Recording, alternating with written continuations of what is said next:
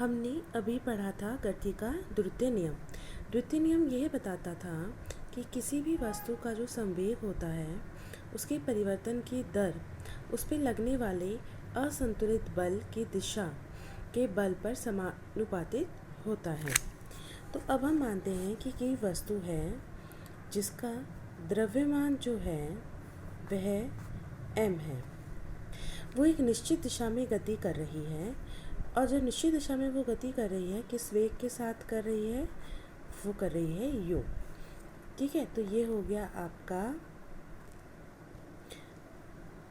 आरंभिक वेग।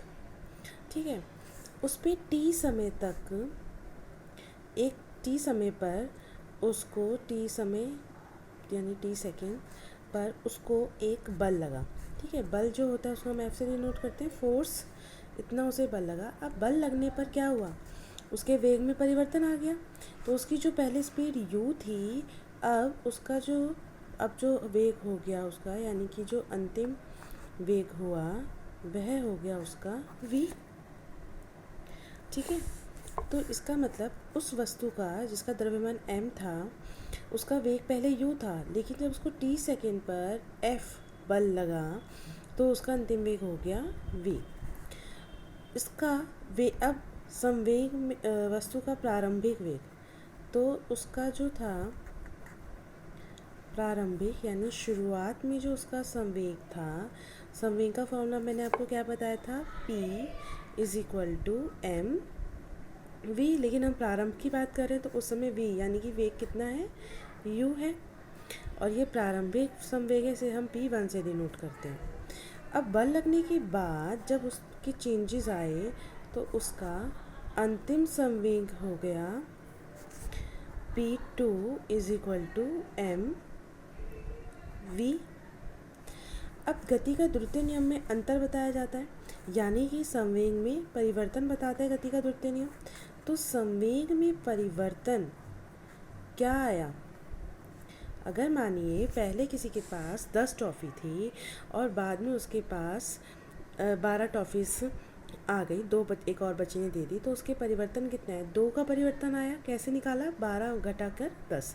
तो यानी कि अंतिम में से प्रारंभिक जो वैल्यू है उसको माइनस कर देंगे, यानी कि P2 में से P1 माइनस कर देंगे, वो उसका परिवर्तन होगा। और P2 कितना है, mv, और P1 कितना है, mu। m और m दोनों में से कॉमन ले लिया जाएगा, तो ये हो जाएगा v - u।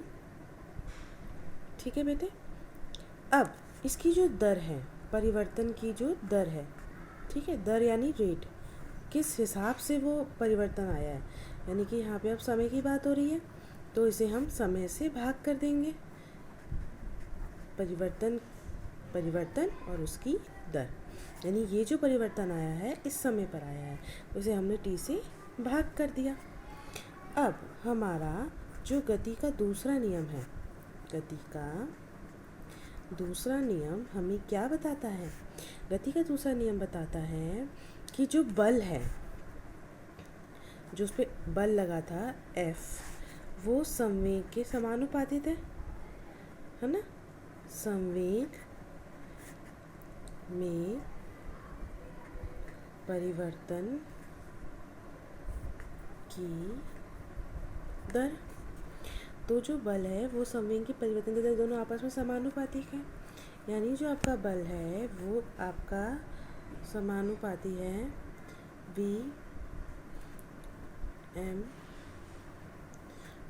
m ब्रैकेट में v-u/t। और आप लोगों ने जब गति के वो पढ़े थे समीकरण, तो उसमें हमें पता था कि v-u/t = त्वरण के बराबर होता है। तो मैं इस चीज़ के बदले a लिख सकती हूँ, यानी कि F इस समानुपाती टू m और इसके बदले a। ठीक है, तो F is proportional to, F is समानुपाती टू m a। अब इस समानुपाती का निशान हटाने के लिए हमें बराबर का निशान लगाना है, जिसके लिए हम क्या लगाएंगे, जो हमारा कांस्टेंट होगा k m a। ठीक है, तो अगर हमारा जो k है वो 1 होगा, अगर k का मान 1 होगा तो बल क्या हो गया, F is equal to M A. ठीक है, तो इस बल का यानी कि अब हमारे पास बल का मात्रक भी आ गया। बल का मात्रक क्या आया, सबसे पहले m है, m यानी द्रव्यमान, द्रव्यमान का मात्रक क्या होता है kg। एक्सीलरेशन यानी त्वरण, त्वरण का क्या होता है मीटर प्रति सेकंड स्क्वायर, है ना। और इसका एक और मात्रक हो सकता है जिसे हम कहते हैं n यानी कि न्यूटन।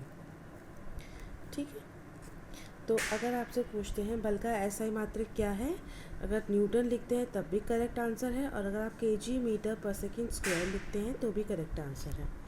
तो आज की वीडियो में आपको ये समझ में आ गया होगा कि जो गति का द्वितीय नियम हमें बताता है कि जो आपका बल होता है वो संवेग में परिवर्तन की दर के समानुपाती होता है। तो हम कैसे निकालेंगे, तो हम एग्जाम्पल से लेट करेंगे कि किसी वस्तु का अगर द्रव्यमान m है और वो एक वेग के साथ चल रहा है, सरल रेखा पे गति करता हुआ, t सेकंड पर उसको एक असंतुलित बल लगता है यानी कि F, तो उसका वेग परिवर्तित होकर u से अंतिम वेग v में बन जाता है। तो प्रारंभिक संवेग क्या होगा P1 is equal to mu, और अंतिम वेग यानी परिवर्तन के बाद जो उसका संवेग बन गया वो हो गया P2 is equal to mv। तो इसका परिवर्तन क्या आया P2 माइनस P1 यानी कि mv minus mvu। m common निकालेंगे दोनों में से, तो अंदर क्या बचा v माइनस u। उसकी दर, उसका रेट निकालने के लिए उसे समय से डिवाइड करेंगे तो वो हो गया mv minus u upon t। दूसरे नियम के हिसाब से अगर हम चलते हैं तो ये वैल्यू किसके बराबर है, उस पर लगने वाले असंतुलित बल के समानुपाती है। ये समानुपाती का निशान होता है। इसका मतलब होता है कि जैसे जैसे f की वैल्यू या इसकी वैल्यू घटेगी तो इसकी वैल्यू भी घटेगी, इसकी वैल्यू बढ़ेगी तो इसकी वैल्यू भी बढ़ेगी, दोनों में समान उपाधि से ये लोग घटे हुए बढ़ेंगे। लेकिन जब हमने फॉर्मूला लिखा तब हमने ध्यान दिया कि v माइनस यू अपॉन में t वो त्वरण के बराबर होता है, तो हम इस चीज़ के बदले a लिख देंगे।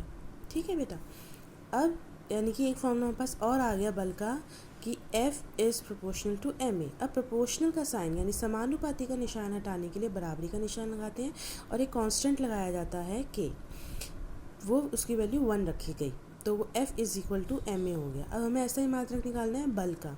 तो ऐसा ही मात्रक कभी भी किसी वस्तु का अगर हमें निकालना पड़ता है तो हम उसका फॉर्मूले पे जाते हैं ma, तो जो उनका मात्रक होगा वही बल का मात्रक होगा। तो यहाँ पे वैल्यू है m इंटू a की, है ना।